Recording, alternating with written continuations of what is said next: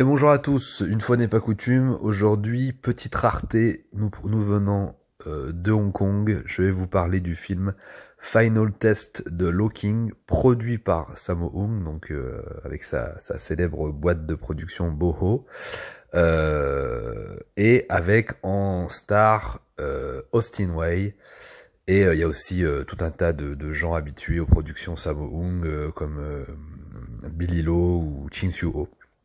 Et aussi évidemment le grand Yuen Wah. Donc c'est ce qui est l'originalité du film, c'est que c'est un film de science-fiction, un film un peu d'anticipation.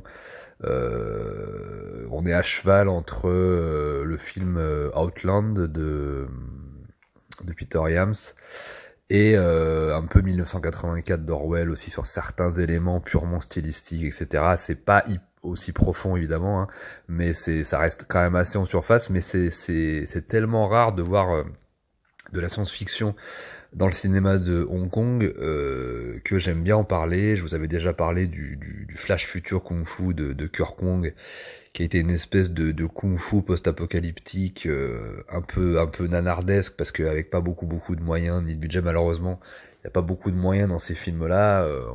Voilà, on peut aussi parler un peu de films de simili super-héros science-fiction comme Black Mask ou par exemple Heroic Trio, bien sûr, mais et puis ou alors encore RoboForce, hein, de Tsui Hark. Mais c'est vrai que la science-fiction à Hong Kong, c'est toujours un petit peu problématique par rapport au mode de production, au fait qu'il faille tourner très rapidement, que c'est pas une industrie qui brasse énormément d'argent et qui a énormément le temps de peaufiner les films. Donc moi, c'est un style que j'aime bien, mais c'est vrai qu'à Hong Kong, c'est toujours un peu compliqué de mettre ça en scène. Alors le film s'ouvre d'une manière absolument incroyable. La meilleure scène du film pour moi, c'est vraiment les 10 premières minutes, en fait, l'intro, qui est en fait, alors le contexte du film, c'est en gros, ça se passe un petit peu dans le futur, et il y a une espèce d'usine contrôlée par un patron comme ça un peu maléfique,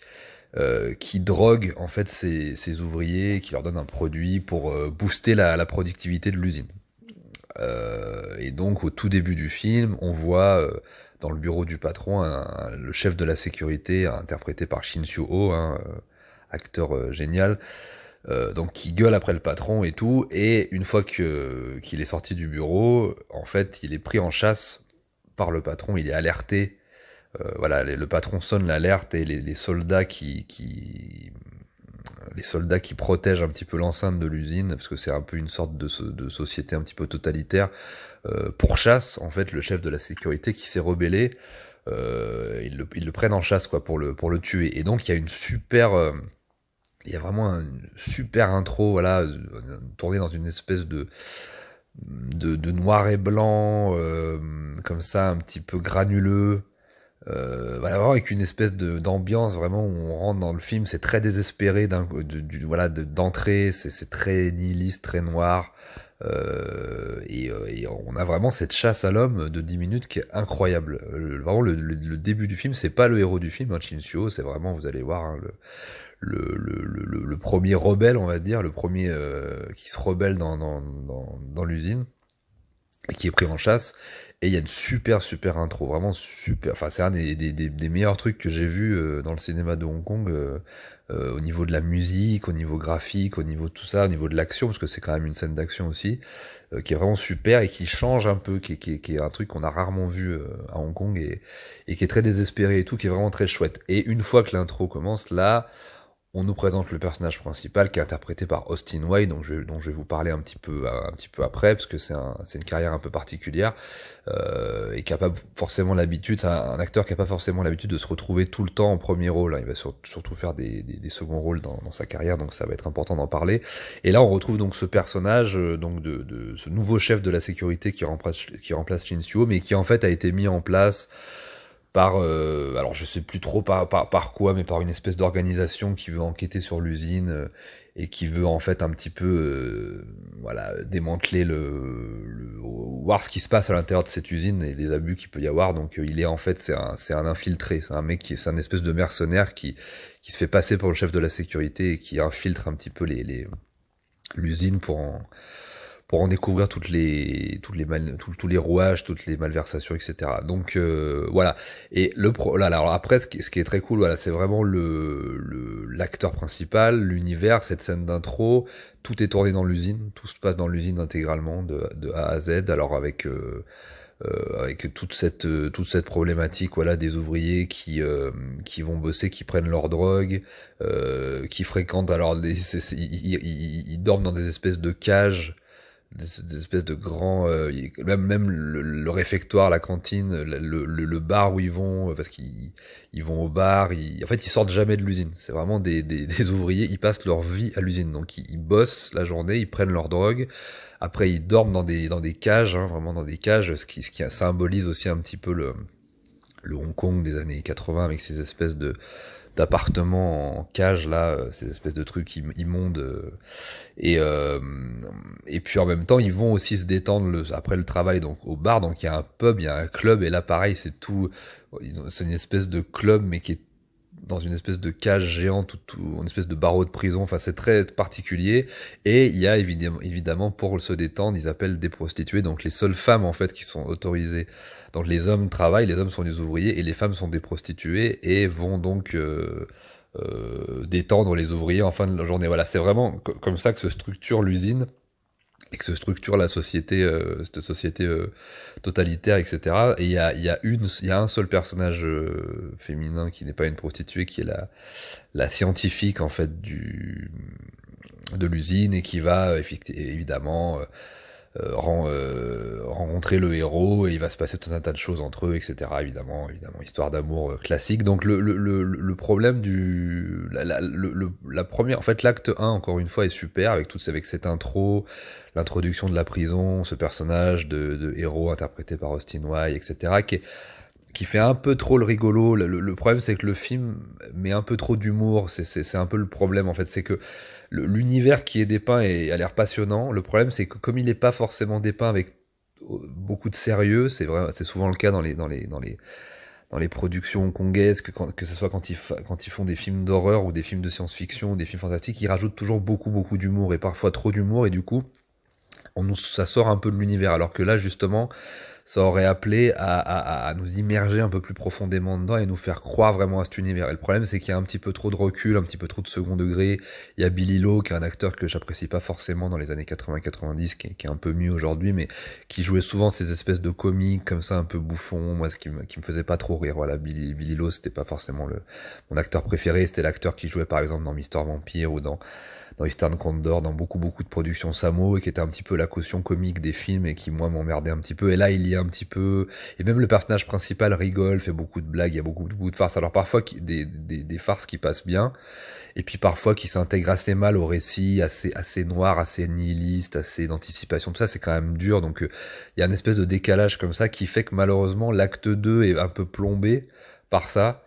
Et après, ça revient au niveau de l'acte 3, il y a encore un petit peu d'humour et tout, mais il y a une grande scène d'action, de fusillade à l'intérieur de l'usine, où le héros, donc le chef de la sécurité, Austin Wiley, est infiltré, se rebelle, et va atteindre le patron, qui s'avère être en fait un robot, et puis après va s'attaquer un petit peu à la machine en fait qui contrôle un petit peu l'usine, hein, une espèce de métaphore un petit peu entre Metropolis et 1984, voilà, avec Big Brother comme ça qui contrôle. D'ailleurs, c'est très marrant parce que dans tout le film, il y a toujours une espèce d'énorme tête, un peu comme dans 1984, d'un mec à moustache qui regarde un petit peu tout le temps tout le monde, voilà, vraiment comme dans 1984. Et ce qu'on apprend en fait à la fin du film, c'est que apparemment donc ça symboliserait Sun Yat-sen, hein, donc le père de la Chine moderne, le fondateur du Kuomintang. Et donc voilà, là c'est pas Mao Zedong, c'est vraiment la dénonciation des Chinois de la République du Kuomintang, donc d'avant 1949. Donc c'est bizarre, quoi, c'est bizarrement fait. Voilà, c'est un parti pris. Ils disent que c'est Sun Yat-sen qui te regarde et qui contrôle tout. Bon, voilà, c'est un peu particulier, mais bon, c'est comme ça. Je sais pas. Là, pareil, encore une fois, en fait, on n'a pas beaucoup d'infos. J'aurais voulu aussi avoir plus d'infos sur le monde, comment il est structuré, etc. Mais En fait, c'est plus une espèce de film d'action saupoudré de petits moments comiques. Avec et l'anticipation et le côté science-fiction et nihiliste et tout ça, il est vraiment en fond. C'est pas vraiment le cœur du film malheureusement. Et j'aurais préféré que ça soit le cas. Mais bon, encore une fois, ils ont pas vraiment réussi à développer ça au sein du cinéma de Hong Kong. C'est pas forcément les choses avec lesquelles ils sont le plus à l'aise et ils ont pas vraiment eu le temps de développer ça. Ça aurait été beaucoup plus intéressant si ça avait été fait par des Japonais ou des Coréens par exemple. Je pense que ça aurait pris ils ont beaucoup plus l'habitude de tourner ce genre de film que par rapport aux Hongkongais. Mais bon, c'est tellement rare qu'on puisse en trouver que du coup je voulais quand même vous en parler. Donc le film est quand même cool, la fin est quand même très noire, alors la fin est très bien, ça finit pas du tout sur un happy end, hein, vous verrez c'est très nihiliste, très noir, je pense que ça correspond à tout un tas de choses aussi, sur le questionnement que se posait la société hongkongaise de l'époque avec l'arrivée de la rétrocession, les sociétés totalitaires, le contrôle. En même temps, ça dénonce aussi beaucoup c'est un peu communiste quoi parce qu'il y a vraiment le patron qui est une machine, qui est dirigé lui-même par une machine et qui contrôle les ouvriers, et il y a même un espèce, à un moment donné, il y a Eric Tsang qui fait une petite apparition, qui donne la mission d'infiltration de notre héros au début, et le héros pose la question à Eric Tsang et il dit mais pourquoi ils ne font pas plus de machines plutôt que de droguer les humains, et Eric Tsang lui répond parce que les machines coûtent beaucoup plus cher que les humains. Et ça c'est une réflexion voilà, baisse du taux de profit. Si vous avez lu un peu Marx, vous connaissez un petit peu le truc. Voilà, c'est une réflexion très communiste, mais au sens de Marx. Et donc c'est assez intéressant. Il y a plein de trucs qui malheureusement sont un peu trop jetés comme ça à droite à gauche et ça fait pas quelque chose de très structuré. Ça part un peu dans tous les sens. On est à Hong Kong, donc forcément, bah voilà, c'est comme ça. Mais je conseille quand même le film parce qu'il y a quand même quelques passages très cool, très sombre, voilà, cette fin qui est absolument tétanisante et tout, je vous en dis pas plus, mais qui est vraiment chouette. Et puis voilà, j'aurais aussi préféré qu'il y ait une espèce de vraie révolte prolétarienne, ouvrière à la fin, et où en fait malheureusement ça se passe pas du tout comme ça, vous allez voir, c'est totalement nihiliste, enfin c'est vraiment ils croient pas du tout en la révolution prolétarienne ni quoi que ce soit, vous verrez la fin est vraiment noir quoi, et y a pas justement on voit quasiment pas les ouvriers en fait pendant le film, on les aperçoit comme ça en fond, mais en fait la machine continue de marcher finalement. Donc c'est très noir, c'est très particulier. Donc mais c'est quand même un film que je conseille. Et puis voilà la petite particularité aussi du film, outre le fait qu'il ait été produit par Sammo Hung, c'est que en fait le personnage principal est interprété par Austin Wai. Austin Wai, c'est pour les connaisseurs du cinéma de Hong Kong et particulièrement du cinéma d'arts martiaux, c'est le frère de Kara Wai, donc Kara Hui en cantonais, son frère aîné je crois, et il a lui aussi fait une école d'opéra de Pékin sous la tutelle de Fan Fok-fa, donc Madame Fan Fok-fa qui était avec Yu Ji-muen, vraiment c'était les deux écoles d'opéra de Pékin les plus importantes à Hong Kong. Yu Ji-muen c'était Jackie Chan, Sammo Hung, Yuen Biao, Yuen Wah, Corey Yuen, Yuen Woo-ping, etc. Et puis Fan Fok-fa c'était plus Lam Chi-ying, Meng Hoi, Stephen Tung, Mon Sifu, Sharon Young Pan Pan aussi, John Lon, et aussi donc Austin Wai et puis plein d'autres que j'oublie. Hein. C'est vrai, il y a eu un vivier vraiment dans cette école-là qui est très impressionnant aussi. Et donc voilà, c'est un acteur que vous connaissez, puisque si vous vous intéressez à la carrière de Jackie Chan, il avait repris un petit peu après le désistement de Jackie Chan dans la hyène intrépide numéro 2, donc le cri de la hyène, il remplace un petit peu le Jackie Chan dans le film, parce que vous savez que dans ce film, ils vont utiliser, Jackie Chan va se barrer, ils vont utiliser une doublure pour le remplacer, et celui qui va un peu être le partenaire de la doublure dans le film, c'est Austin Wai. Donc Austin Wai, vous le connaissez dans la hyène intrépide 2, donc le cri de la hyène. Vous le connaissez, les cinéphiles le connaissent aussi très bien, puisque, enfin, ils ont déjà vu son visage, puisque c'est aussi le père ou le maître, je sais plus, de Fu Manchu dans The Blade, dans le chef-d'œuvre hein, de Tsui Hark, voilà, largement cité dans les cercles cinéphiliques, etc. Bon, c'est pas forcément mon Sawyer préféré, mais c'est vrai que c'est un très grand film et qui parle à beaucoup de gens, donc voilà. Mais en tout cas, c'est le maître ou le père de Truman Shock, voilà, dans The Blade, donc c'est quand même un très grand rôle. Et puis on va le voir surtout, c'est surtout un acteur qui va être à la Shaw Brothers, à la TVB, qui va faire des séries télé, qui va surtout tourner dans des séries télé. Il va être chorégraphe aussi à un moment donné. D'ailleurs, il est chorégraphe sur Final Test, hein, les scènes d'action qui mêlent à la fois baston, donc il y a des scènes d'arts martiaux, il y a des scènes de gunfight, il y a des scènes de poursuite, des chutes, etc. Ça, c'est lui qui chorégraphie, et il est épaulé par Brandy Yuen, donc le frère un des frangins de Yuen Woo-ping. Et puis voilà, on va le retrouver après. Donc malheureusement, sa carrière va pas là on le retrouve dans le rôle principal, ce qui est très rare. Et on va malheureusement, il va pas avoir une énorme carrière par rapport à ça. Il va surtout après tourner des seconds rôles, un peu comme Shin-Suo. C'est un peu des acteurs qui malheureusement ont pas eu la place qu'ils auraient mérité. Mais Shin-Suo, lui, a eu beaucoup plus de premiers rôles, alors qu'Austin Wai a malheureusement souvent eu des seconds rôles. Et on va le retrouver après, vous le verrez dans Why Night in Bangkok. Il va surtout jouer des chefs chefs de la police, figures d'autorité un petit peu dans des polars dans les années 90-2000. Voilà, il va un peu faire ça. Et puis malheureusement, il va décéder en 2012, je crois, suite à des problèmes de santé. Voilà, donc carrière quand même intéressante, personnage intéressant dont on parle pas beaucoup, dont j'ai pratiquement jamais évoqué dans mes émissions sur Hong Kong Connection, mais là c'est un film que je cherchais depuis longtemps parce que j'avais vu les affiches. J'avais vu les affiches depuis très longtemps, et c'est vrai que il a quand même la classe, il est très charismatique, il est un petit peu badass et tout, il est quand même très très cool, et c'est toujours cool en fait de voir des nouvelles têtes et des nouveaux acteurs à Hong Kong, parce que souvent c'est un petit territoire avec une petite famille de cinéma, tout le monde se connaît un peu, on voit toujours un peu les mêmes têtes, surtout dans les premiers rôles, et c'est vrai que de temps en temps, quand ça change un petit peu ça change un petit peu, ça tourne un petit peu, c'est très agréable, donc c'est très cool de le retrouver en premier rôle comme ça dans un film en plus un peu original et qui est pas du tout ce dont le Hong Kong est habitué à produire, donc c'est vraiment très chouette. Donc je vous conseille Final Test, produit par Sammo Hung, avec Austin Wai, avec un Austin Wai très cool. Vous verrez, vous passerez un très bon moment, et vous verrez un type de film que vous n'avez pas l'habitude de voir. Donc je vous laisse là-dessus, prenez soin de vous, et je vous dis à très bientôt.